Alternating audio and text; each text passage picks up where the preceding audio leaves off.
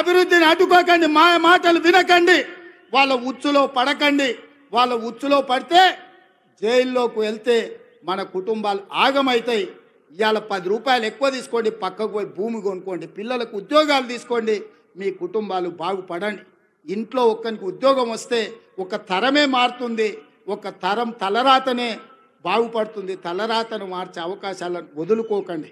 ఇవాళ ఈ జిల్లా మీద పగబట్టి ఈ జిల్లాను అభివృద్ధిని అడ్డుకోవాలని సాగునీటి ప్రాజెక్టుల కాళ్ళలో కట్టబెడుతున్నారు.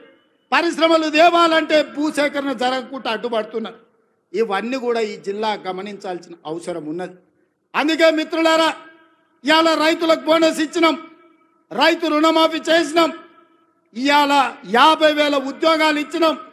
ఆడబిడ్డలకు 1,15,00,000 మంది ఆడబిడ్డలు ఆర్టీసీ బస్సుల్లో 3,700 కోట్ల రూపాయలు ఉచితంగా ప్రయాణాలు ఇచ్చినాం. 200 యూనిట్లు ఉచితంగా ఈరోజు పేదలకు విద్యుత్ ఇస్తున్నాం. 50 లక్షల కుటుంబాలకు 500 రూపాయలకే సిలిండర్ ఇస్తున్నాం. పాఠశాలలలో మెస్సు ఛార్జీలు, కాస్మెటిక్ ఛార్జీలు 40% పెంచినాం. ఇవన్నీ కూడా అప్పు చేయకుండా కోకపేటల భూములు అమ్మకుండా మేం చేసినాం. ఇవే కాదు, సంవత్సరం మొత్తం 72 లక్షల కుటుంబాలకు, రైతు కుటుంబాలకు 54,000 కోట్ల రూపాయలు ఖర్చు పెడితే ఒక్క కల్వకుంట్ల చంద్రశేఖరరావు చేసిన 7 లక్షల కోట్ల రూపాయల అప్పుకు ఇప్పటి వరకు మా బట్టి విక్రమార్క గారు 60,000 కోట్ల రూపాయల మిత్తి కట్టిండు. మిత్రులారా, మన నెత్తి మీద గుదిబండ పెడితే ఆ గుదిబండకు 60,000 కోట్ల రూపాయలు అప్పు కట్టిండు. ఇవాళ 7 లక్షల కోట్ల రూపాయలు చంద్రశేఖరరావు అప్పు చేయకపోతే 60,000 కోట్ల రూపాయలు రైతులకు వంచితే ఇవాళ అన్ని కష్టాలు తీరుతుండే కదా. ఇవాళ ఆయన అప్పుకు 60,000, ఆయన ఒక్క కుటుంబం చేసిన అప్పుకు 60,000 కోట్లు కడితే 70 లక్షల రైతు కుటుంబాలకు 54,000 కోట్లు ఇచ్చినాం. అంటే ఆయన దోపిడీ ఏ లెవెల్లో సాగిందో, ఆ దోపిడీకి ఈరోజు మేము ఎట్లా బలైపోతున్నామో, తెలంగాణ బడ్జెట్ ఎట్లా కేసీఆర్ దోపిడీకి బలైపోయిందో మీరు ఒక్కసారి ఆలోచన చేయండి. ఇవాళ అక్కడ నిరసన తెలిపిన రైతులు లాఠీ చార్జ్ గురించి మాట్లాడుతున్నారు. మల్లన్న సాగర్లో మల్లారెడ్డి అనే ఒక రైతు భూమి పోయిన రోజు కట్టెలు చితి పేర్చుకొని బతుకుండగానే ఆ చితి మీద పండుకొని నిలువున తగలబెట్టుకున్న రైతు మల్లన్న సాగర్లా మల్లారెడ్డి అనే పేరుంది. హరీష్ రావు గారు రా అసెంబ్లీకి. ఆనాడు భూమి కోల్పోయిన మల్లారెడ్డి చితి పేర్చుకొని కాల్చుకున్నప్పుడు నీ కన్నీళ్ళు ఎక్కడికి పోయినాయి?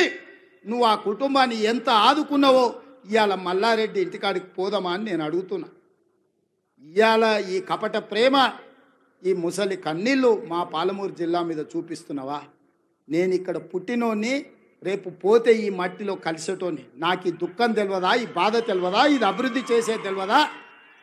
ఇవాళ ఇక్కడ ఉన్న భూమి నేను ఎవరికో పంచిపెడితే చరిత్ర నన్ను క్షమిస్తుందా? ఒకవేళ నేను ముఖ్యమంత్రి నుండి కూడా నా జిల్లాకు ఏమీ చేసుకోకపోతే, ఈ జిల్లాను అభివృద్ధి పదం వైపు నడిపించే పరిశ్రమలు తేకపోతే, ఈ జిల్లాకు నీళ్ళు ఇవ్వకపోతే, నిధులు ఇవ్వకపోతే చరిత్ర నన్ను క్షమిస్తుందా? చరిత్రలో క్షమించరాని నేరం నా చేత చేయించాలని వాళ్ళు కుట్రలు చేస్తున్నారు. ఇట్లాంటి కుట్రలు కుతంత్రాలు సాగవు మిత్రులారా. ఎవరు అడ్డం వచ్చినా తొక్కుకుంటా పాలమూరు జిల్లాకు నిధులు తెస్తా, నీళ్లు పారిస్తా. కొడంగల్లో పారిశ్రామిక వాడ ఏర్పాటు చేస్తా, 25,000 మందికి ఉద్యోగాలు ఇప్పిస్తుంది. నా బాధ్యత, నా జిమ్మెదారి అని నేను చెప్పదలుచుకున్నాను. నా జవాబుదారీ, నా జిమ్మెదారి నాకు తెలుసు. నేను ఎవరికి భయపడేటోని కాదు. ఎవరికి భయపడితే ఇంత దూరం నేను రాను. నేను పుట్టింది పెరిగింది నల్లమల్ల అడవుల్లో బిడ్డ. మేము పులులను చూసినాం, అడవిలో ఉండే మృగాలను చూసినాం, తొడేళ్లను చూసినాం. అన్నిటిని ఎదుర్కొని ఇంత దూరం వచ్చిన మానవ మృగాలు మీరెంత నాకు కాలి గోటితో సమానమని నేను చెప్పదలుచుకున్నాను. ఇవాళ గౌరవంగా మర్యాదగా పరిపాలన చెయ్యాలి, ప్రభుత్వాన్ని నడపాలి, రైతులు ఆదుకోవాలి, విద్యార్థులకు ఉద్యోగాలు ఇవ్వాలి, మహిళలు ఆత్మగౌరవంతో ఉండాలి అని మా ప్రభుత్వం పనిచేస్తుంది. అందుకే ఇవాళ ఈ ప్రభుత్వం రైతు పండుగ ఈరోజు ప్రతి ఒక్కరి మధ్యలో కూర్చొని ధైర్యంగా ఇవాళ మీ దగ్గరకు వచ్చిన. ఎందుకంటే చేసిన కాబట్టి నేను వచ్చిన. చేసింది చెప్పుకోవడంలో మేము కాస్త వెనకబడ్డామని మా బట్టి గారు అంటుంటారు. నిజమే, పనిలో పడి చెప్పుకునేదే మర్చిపోయినాం. ఎందుకంటే మనకు ఆడంబరాలు ముందు నుంచి తెలియదు. మనకు పని చేసుడు తప్ప పాలమూరు వాళ్ళకి ఏమన్నా తెలుసా? రోజుకి 8 గంటలు, 10 గంటలు, 12 గంటలు ఏడికి పోయినా చెమట వచ్చే వరకు, రక్తం చిందే వరకు పనిచేసే తత్వమే మనది తప్ప గొప్పలు చెప్పుకునేది మనకి ఎవరికని తెలుసా? నేను కూడా మీలో ఒకనే, మీలాంటోనే కష్టపడడం తప్ప నాకు గొప్పలు చెప్పుకునేది తెలుసా? అందుకే ఇవాళ ఈ సంవత్సరంలో నేను పనిలో పడితే వాళ్ళు అలసుగా తీసుకొని ఇవాళ అడ్డగోలుగా మాట్లాడుతున్నారు. ఇక నేను మాట్లాడను, మీరే మాట్లాడాలి, మీరే జవాబు చెప్పాలి. మీ రైతులే నా బ్రాండ్ అంబాసిడర్లు, మీరే పాలమూరు బిడ్డలకు మీరే బ్రాండ్ అంబాసిడర్లు. మీలో ఒక్కొక్క యువకుడు ఒక రేవంత్ రెడ్డి తెలంగాణ రాష్ట్రం నలుమూలల ప్రభుత్వం చేస్తున్న పనులను, పాలమూరులో జరుగుతున్న అభివృద్ధిని మీరే నలుదిక్కుల చాటాలి. మీరే నా బ్రాండ్ అంబాసిడర్లు. ఈ 5 ఏళ్ళు ఒక్క రోజు కానీ, ఒక్క గంట కానీ, ఒక నిమిషం వృధా చేయకుండా ఈ ప్రజల కోసం పనిచేయడమే నా బాధ్యత. ఆ పనిని నేను నెరవేర్స్తా. మన కష్టపడే తత్వం ఎక్కడికి పోయినా పోదు, అది మన రక్తంలో ఉంది. ఏడ ఉన్నా, అది దుబాయ్లో పోయినా, బొంబాయిలో పోయినా, అమెరికాకు పోయినా, పాలమూరు జిల్లా ప్రజలకు కష్టపడే లక్షణం ఉంది, చెమటగార్చే లక్షణం మనకుంది. నేను కూడా మీ వాడిని, మీ బిడ్డనే, కష్టపడి పనిచేస్తున్నా. మీరందరూ ఆశీర్వదించండి, కుట్రలను కుతంత్రాలను తిప్పికొట్టండి. ఈ రైతు పండుగ దాదాపుగా 150 కేంద్రాలు పెట్టి వ్యవసాయం సాంకేతికంగా ఎంత అభివృద్ధి చెందిందో ఆశ్చర్యం గొలిపే విధంగా 3 రోజుల నుంచి మంత్రి తుమ్మల నాగేశ్వరరావు గారు సంబంధిత అధికారులు ఈరోజు ఈ కార్యక్రమాన్ని అంతా కూడా పాలమూరు జిల్లాకు తరలిొచ్చింది. ఇంతమంది ఈడికి వచ్చిండ్రు, ఇంత పెద్ద వ్యవస్థ ఈడికి వచ్చిందంటే మీరు ఆశీర్వదించకపోతే వస్తుండేనా? కేసీఆర్ ఉన్నప్పుడు ఎప్పుడన్నా వచ్చినాయా మనకి ఇట్లాంటి అవకాశాలు? ఎప్పుడన్నా వచ్చినాయా? ముఖ్యమంత్రిని దగ్గరికి వెళ్ళి మనం చూసినామా? అన్నా అని ఎప్పుడన్నా పిలిచిర్రా? ఎప్పుడన్నా రేవంత్ అన్న ఎట్లున్నామని అడిగే అవకాశం చంద్రశేఖరరావు ఇచ్చిండా? ఆయన ఎక్కడుండేనో ఎట్లుండేనో మనకు తెలియదు. ఇవాళ మనం ఉన్నాం కాబట్టే ఇవాళ మనం కలుసుకోగలిగినాం, ఈ పండుగ చేసుకోగలిగినాం. ఈ పండుగ వాతావరణం ఇది 10 కాలాల పాటు ఉండాలి. పాలమూరు పండాలి పసిడి పంటలతో. 20 లక్షల ఎకరాలు కనీసం జితేందర్ రెడ్డి గారు చెప్తున్నారు, కరెక్ట్ 2 ఏళ్ళు కష్టపడితే 20 లక్షల ఎకరాలకు నీళ్లు ఇవ్వచ్చు అని.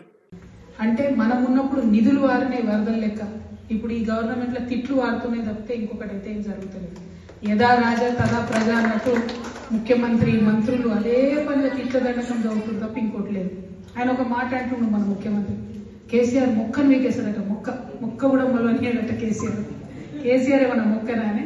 ఆయన ఒక వేగు చుక్క. ఆయన ఈయన చూసి చూడగలుగుతాడా? అసలు ఆలోచన చేయగలుగుతాడా?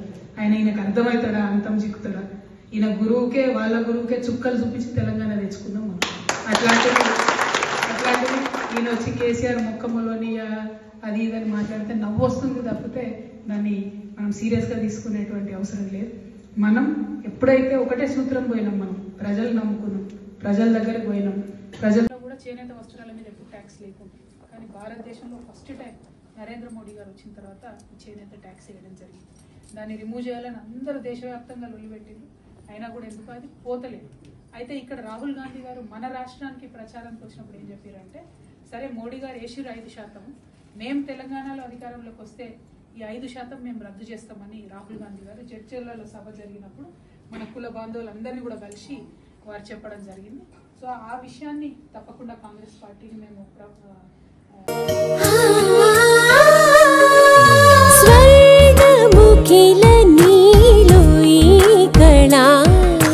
వజ్ర వైడూర్యాలంకరణం మణిహారం మహాద్భుతం సంతోషమి ప్రతిక్షణము ఇక శుభప్రదముగా నీవు రాగసిరుల వేడుక సంతోషం ప్రతిక్షణం మానిపల్లి జ్యువెలర్స్.